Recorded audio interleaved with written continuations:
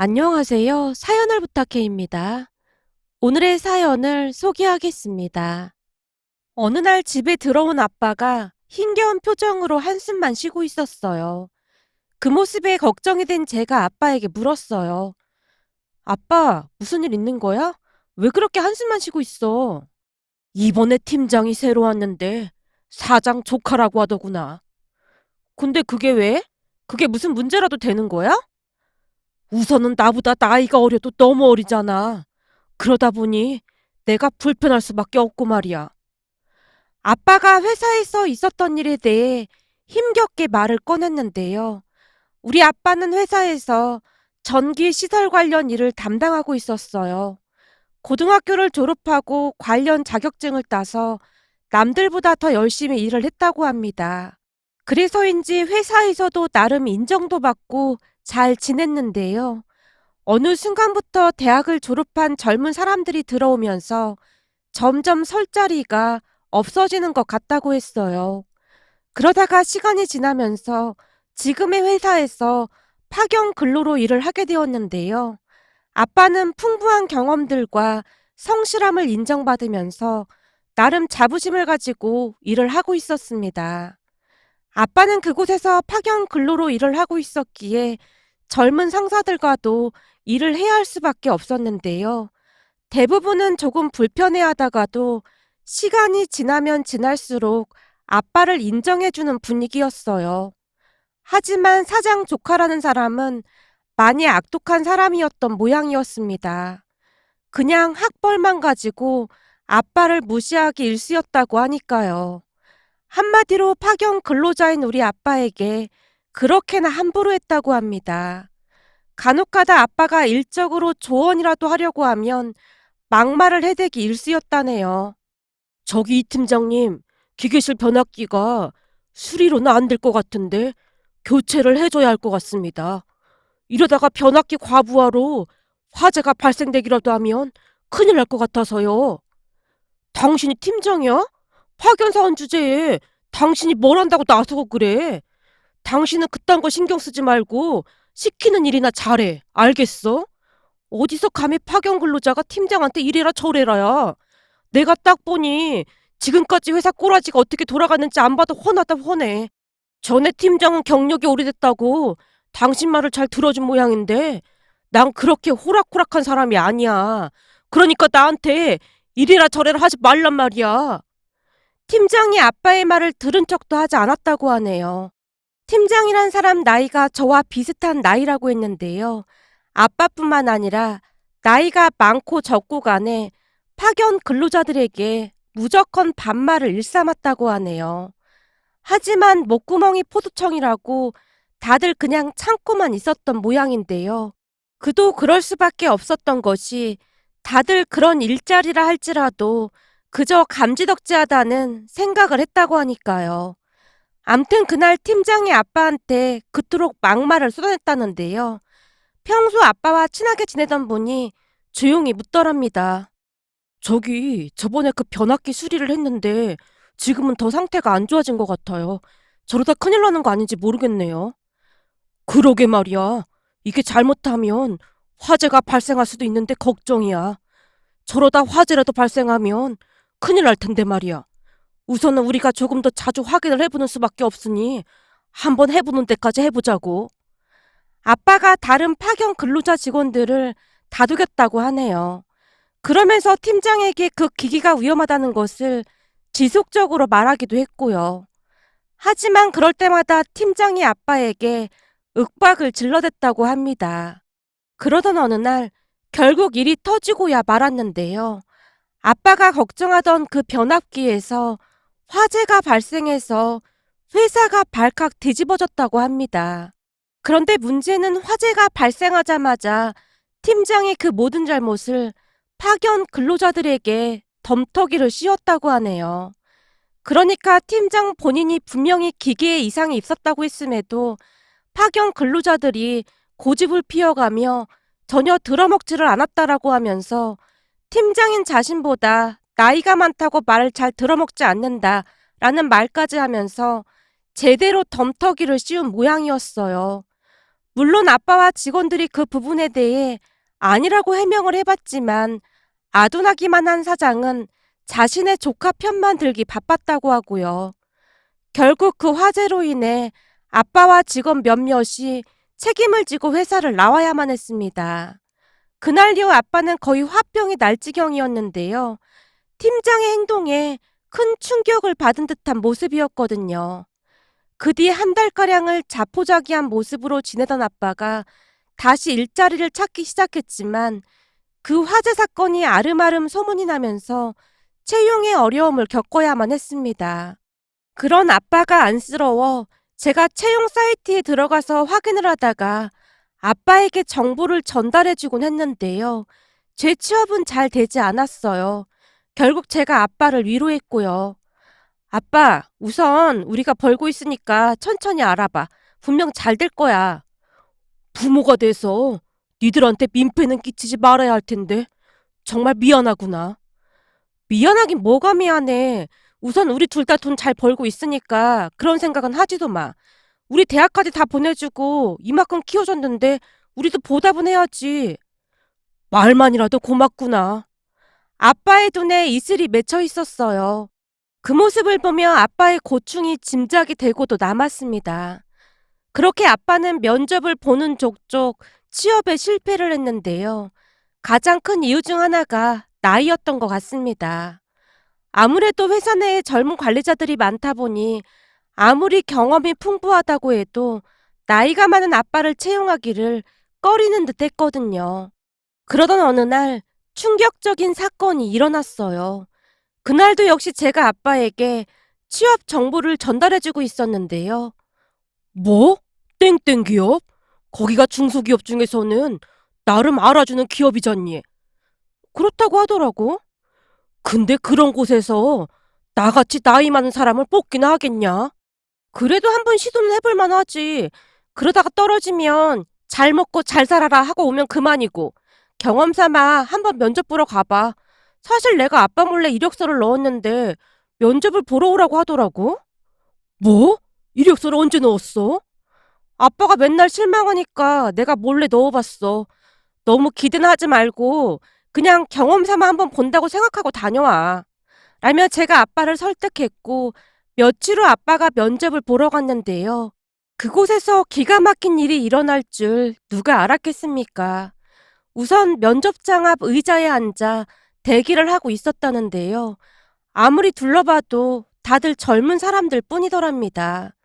그런 사람들 틈에 앉아 있다는 것 자체가 창피해서 그냥 돌아갈까 하는 생각마저 들었다고 했으니까요.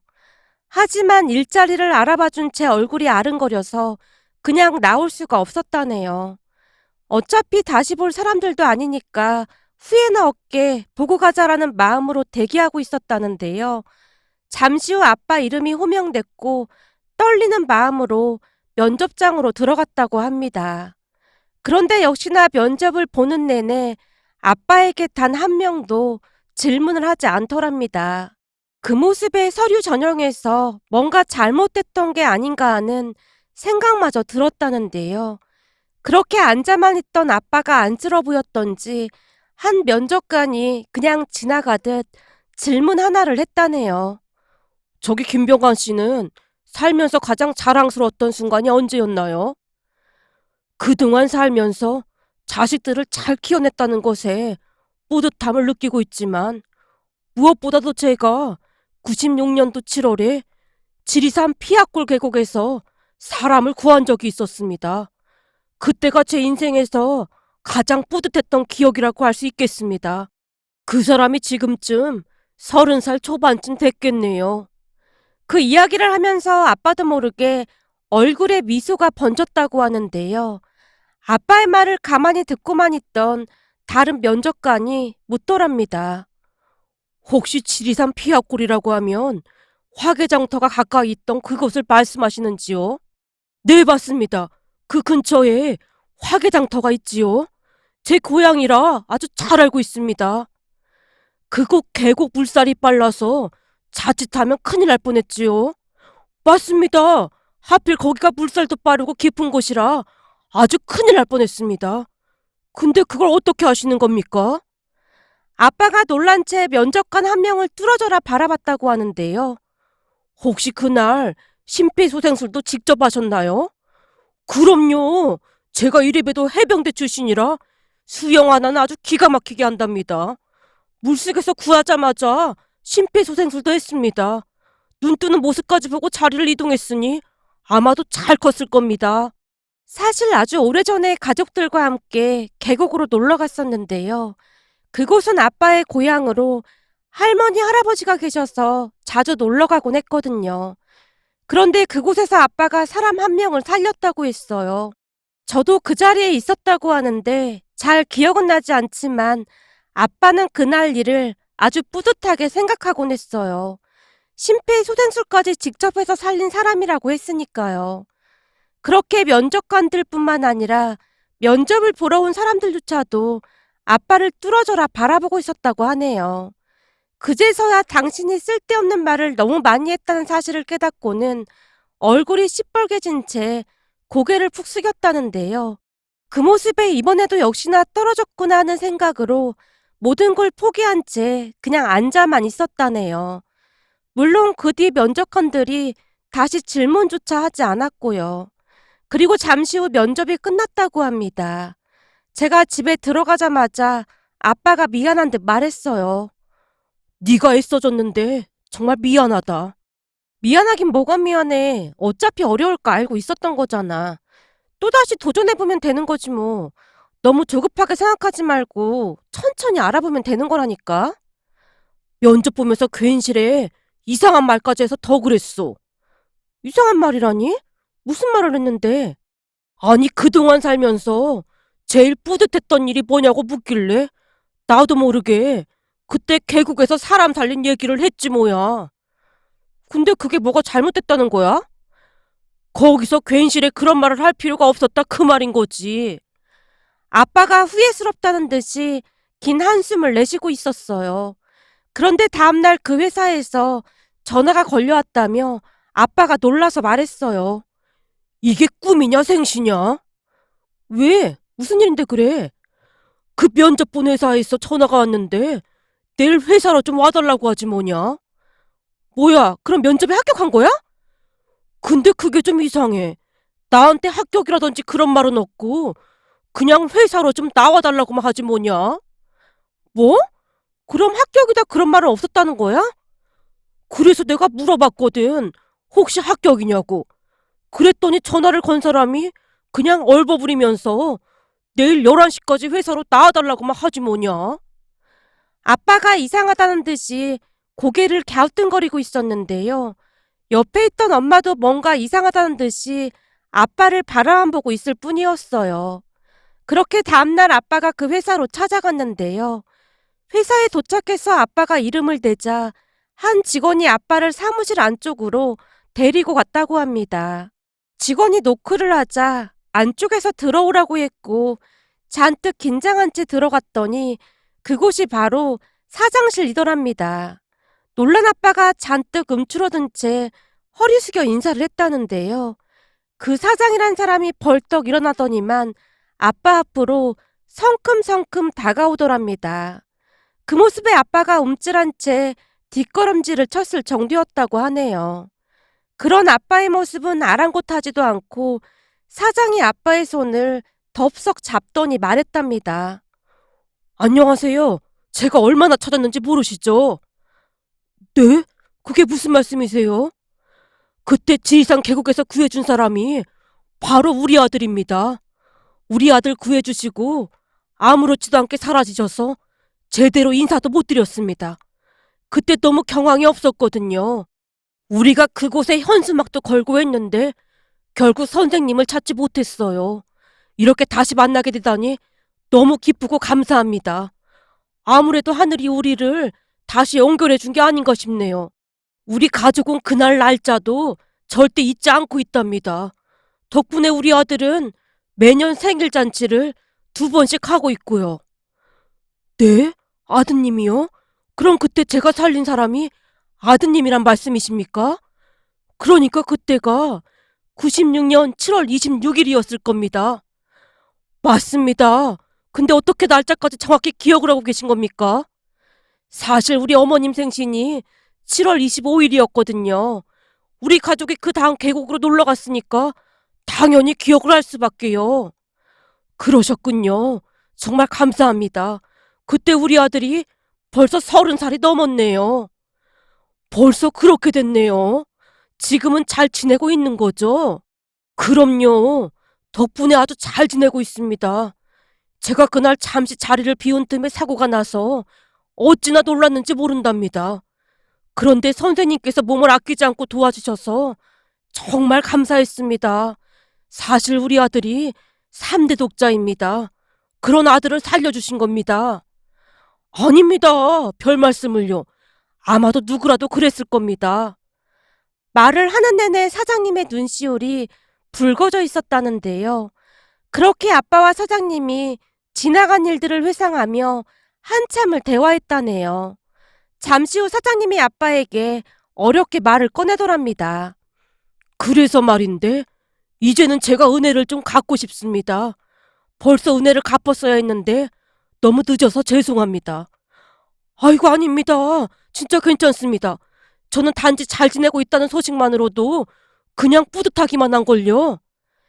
저야말로 그럴 수는 없는 거지요. 우리 아들의 생명의 은인이신데 당연한 거 아니겠습니까? 사실 그날 면접에 저도 참석을 좀 했었습니다. 네, 기억납니다.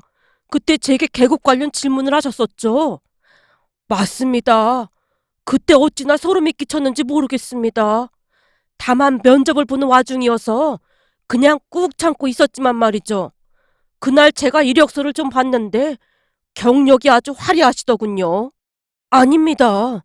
경력이라고 해봐야 계약직이나 파견직인걸요. 어떤 직책이었냐가 중요한 게 아니라 이 분야가 경험도 아주 중요한 곳이지 않습니까? 그래서 말인데 앞으로 우리 회사에서 관리 좀 부탁드릴까 해서 이렇게 연락을 드렸습니다. 네? 그럼 제가 합격을 했다 그 말인 겁니까? 그럼요. 당연하죠. 이렇게 경험도 많으시고 자격증도 많으신걸요. 우리가 찾던 인재가 확실합니다. 때마침 팀장 자리 하나가 비어서 경력직 사원으로 채용하고 있었거든요. 그 자리를 맡아주시면 정말 감사하겠습니다. 예? 팀장이요? 아닙니다. 저는 그저 정규직이라는 말만으로도 감사한걸요. 제 주제의 팀장이라니요. 아닙니다. 이 정도 경력이라면 충분히 가능하고도 남지요. 앞으로 잘 좀 부탁드리겠습니다. 그리고 우리 아들의 생명의 은인이신데 언제 한번 집에 초대를 좀 하고 싶습니다. 우리 아내가 꼭 감사 인사를 드리고 싶다고 해서요. 사장님이 부탁까지 하더랍니다. 그렇게 아빠는 그 회사의 팀장으로 입사를 했습니다. 그때가 벌써 한참 지난 일임에도 불구하고 잊지 않고 은혜를 베풀어준 사장님께 그저 감사한 마음뿐이었는데요. 새로 취업을 한 아빠의 얼굴에 신바람이 가득해 보였거든요. 그 뒤 우리는 사장님 집에 초대까지 받게 되었는데요. 사모님이 어찌나 준비를 많이 하셨던지 죄송한 마음이 들 정도였어요. 거기다 아빠를 보자마자 사모님과 아들이 아빠에게 몇 번이나 고맙다는 말을 했는지 모르겠네요. 아빠는 그곳에서 정말 열심히 일을 하고 있고 우리는 1년에 한두 번씩 사장님 집에 초대받아서 즐거운 시간을 보내고 있었습니다. 아빠는 회사에서도 인정받으며 하루하루 잘 지내고 있었어요. 그러던 중 전 회사에서 아빠에게 다시 올 수 있냐고 연락이 왔다는데요. 사장이 나중에서야 그 모든 것이 조카인 팀장 때문인 걸 알게 되었다고 하네요. 아빠가 일을 그만둔 뒤 크고 작은 일들이 한두 개가 아니었다고 했으니까요. 결국 아빠한테 막말을 일삼던 그 팀장은 회사에서 쫓겨났다고 합니다. 그 회사 인사팀장이 아빠한테 사과까지 하면서 다시 출근하라고 하기도 했지만 그 팀장의 말에 너무나 어이가 없어서 웃음만 나오더랍니다. 아빠가 그 회사를 갈 이유가 전혀 없었으니까요. 그렇게 우리는 하루하루 행복한 시간을 보내고 있었어요. 그러던 중 다시 한번 기가 막힌 일이 일어났는데요. 그날은 사장님 아들 생일이라고 우리 가족까지 초대를 했고 생일 선물까지 준비해서 사장님 댁으로 갔습니다. 우리를 보자마자 사장님 댁 할머님이 반가운 목소리로 반겨줬어요. 할머님, 할아버님 얼굴도 몇 번 뵀었기에 서로 잘 알고 있었거든요. 그런데 잠시 후 사모님이 제게 오더니 조용히 물었어요. 지연 씨, 내가 뭐 하나만 물어봐도 될까? 그럼요. 무슨 일 있으신 거예요? 저기 말이야. 어머님이 며칠 전부터 조금 이상해서 말이야. 아무래도 지연 씨가 간호사라. 그래도 우리보다 낫진 않을까 해서 말이야. 어디가 어떻게 이상하신 건데요? 저기, 내가 보기에는 약간 치매인 것 같기도 한데 말이야. 가족들한테 그런 얘기를 꺼내기가 조금 그렇네. 이게 좀 그렇잖아. 치매가 워낙 무서운 병이기도 하고. 증상이 어떠신데요? 이게 같은 질문을 몇 번씩 계속하기도 하고, 얼마 전에는 내가 어머님 드시라고 영양제랑 물을 드렸거든? 그리고 잠시 주방에 갔다가 한 10분 만에 왔는데 물을 그냥 들고만 계신 거야. 그래서 내가 어머니께 물었어. 약을 왜 안 드셨냐고. 그랬더니 세상에나 어머님이 약을 손에 들고 계신 채 묻더라니까. 약? 무슨 약? 이라고 말이야. 이거 혹시 치매 증상인 거야? 내가 아버님께 좀 더 자세히 물어봤더니 며칠 전부터 조금 이상하다고는 하시더라고.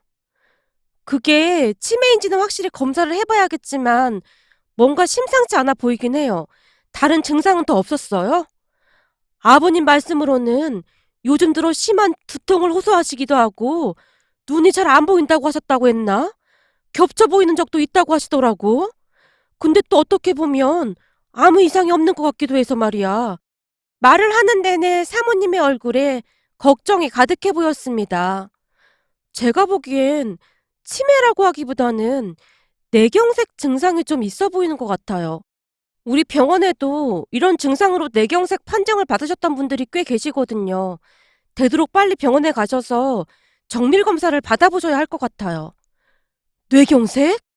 제 말에 사모님이 혼비백산한 채 사장님께 사실을 전달했고 급히 병원에 예약을 한 뒤 며칠 뒤 정밀 검사를 받았다고 합니다. 덕분에 그날 생일 파티는 엉망이 되었지만 정밀 검사를 받아보니 정말로 뇌경색 초기 전조 증상이라고 했답니다. 그나마 일찍 발견을 하게 돼서 약물 치료가 가능하다고 했다네요. 사모님이 제게 직접 전화해서 몇 번이나 고맙다는 말을 했어요. 지연 씨, 정말 고마워. 더 늦었으면 큰 수술을 받아야 할 뻔했다고 하더라고. 어머님이 병원이라면 질색팔색 하셔서 내가 병원에 가보자고 그렇게 말을 해도 들은 적도 하지 않더니만 지연 씨가 병원에 가봐야 한다고 말했다고 하니까 그제서야 조금 놀란 듯이 병원에 가시겠다고 하더라고. 우리 가족 모두가 지연 씨한테 또 한 번 신세를 졌지 뭐야. 그래서 말인데 어머님이 지연 씨 가족들을 다시 초대하고 싶다고 하니까 다음 주 주말에 혹시 다시 와줄 수 있겠어? 라며 사모님이 전화를 끊었어요. 그리고 다음 주 주말 우리는 다시 사장님 댁으로 갔는데요. 사장님이 아빠에게 또다시 말했어요. 세상에 우리가 진짜 인연은 인연인가 봅니다. 김 팀장님과 제가 전생에서 무슨 인연으로 단단히 묶여 있었던 게 아닌가 싶네요. 어떻게 이런 일이 일어날 수가 있는 것인지 믿어지지가 않습니다. 사장님의 목소리가 미세하게 떨리고 있었는데요. 사장님 말을 가만히 듣고 있던 아빠가 사장님께 놀라운 말을 하기도 했어요. 그렇지 않아도 저도 너무 신기해서 가만히 생각을 해봤는데 제 생각에는 아마도 제가 전생에서 사장님께 무슨 큰 도움을 받은 것 같습니다. 그래서 현생에서 사장님께 그 은혜를 갖고 있는 게 아닌가 싶네요. 아빠의 말에 사장님과 가족들이 다들 깊은 감동을 받은 듯한 표정이었습니다. 사장님이 아빠 손을 꼭 붙잡으며 다시 한번 감사 인사를 했을 정도였으니까요. 생명의 은인임에도 불구하고 그리 말씀해 주시니 정말 감사합니다. 그렇게 사장님과 아빠가 손을 맞잡고 말을 하고 있었는데요. 그 순간 사장님 아들이 가족들을 둘러보며 한마디를 했어요. 저기, 그렇지 않아도 내가 할 말이 좀 있는데. 뭔데 그래? 중요한 얘기 아니면 그냥 나중에 우리 가족끼리 있을 때 해. 넌 가만 보면 참 눈치가 없어. 그런 건 지연 씨를 좀 닮아야 해. 지연 씨는 눈치도 빠르고 똑똑하고 누구랑 결혼할지 모르겠지만 그 남자는 아주 복받은 남자야. 볼수록 탐난다니까. 사모님이 저를 보며 방긋 웃고 있었고 제가 당황한 채 고개를 푹 숙이고 말았는데요. 그 순간 사장님 아들이 사모님께 큰 목소리로 말했어요. 엄마, 그 복받은 남자가 바로 나야. 뜬금없이 그게 무슨 말이야? 그러니까 그 지연 씨랑 결혼할 복받은 남자가 바로 나라고. 뭐? 그러니까 네 말은 지연 씨랑 결혼할 남자가 바로 너다 그 말이야? 무슨 정신 나간 소리를 하고 있어. 그게 너 혼자 좋다고 그냥 막 결혼하는 줄 알아? 얘가 정신이 나가도 보통 나간 게 아니네. 죄송합니다. 우리 아들이 잠시 정신이 어떻게 된 것 같네요. 사모님이 난처한 표정으로 우리 부모님께 사과를 하고 있었는데요. 사모님 아들이 모두에게 다시 한번 충격적인 고백을 했습니다. 저기, 사실은 우리 둘이 사귄 지 벌써 한참 됐어. 지연 씨가 처음 우리 집에 왔던 날 한눈에 반해서 내가 지연 씨 근무하는 병원으로 맨날 쫓아가서 졸라댔거든.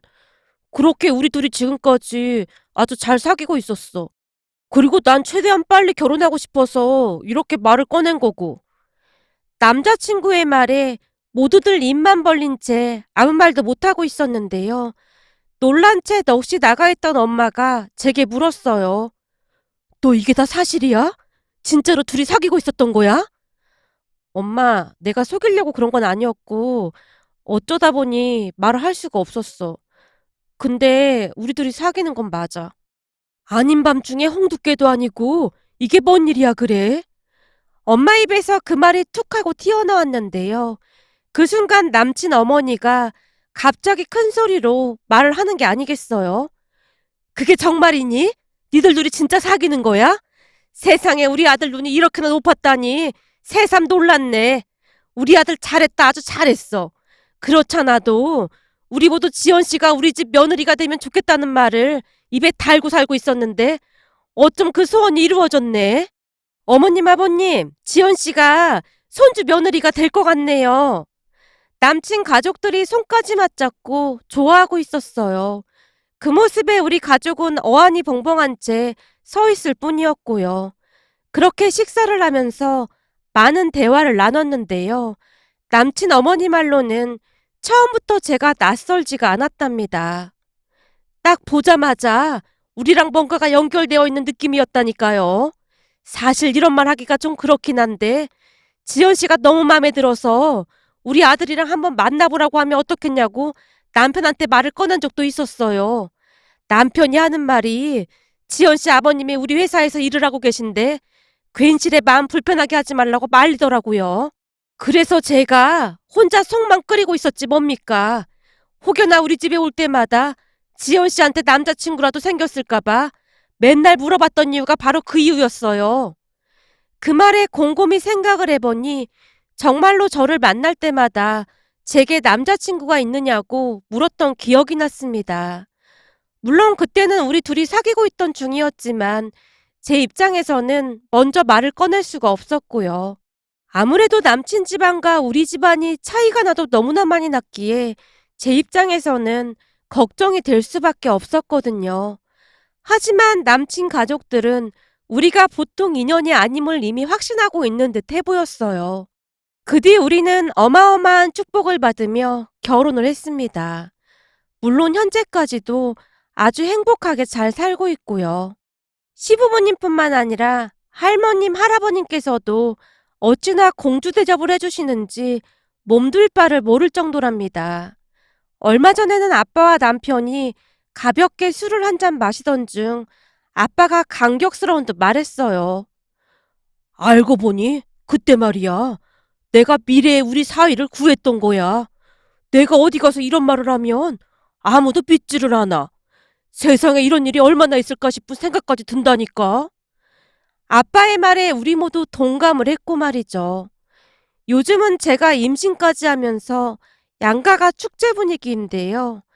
남편과 저를 하늘이 맺어준 인연이라고 생각하며 앞으로도 행복하게 잘 살아가겠습니다. 오늘의 사연은 여기까지였습니다. 즐겁게 보셨다면 구독, 좋아요 부탁드립니다. 고맙습니다.